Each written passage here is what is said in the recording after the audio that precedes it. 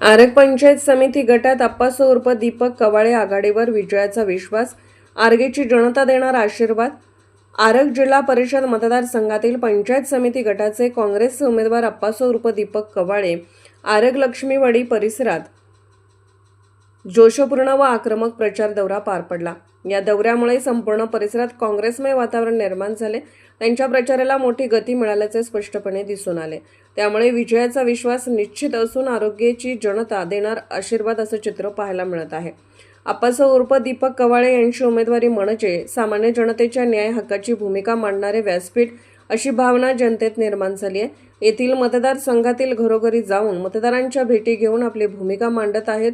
त्यामुळे जनतेने काँग्रेसच्या कवाळे यांना साथ देण्याचा निर्णय घेतलाय.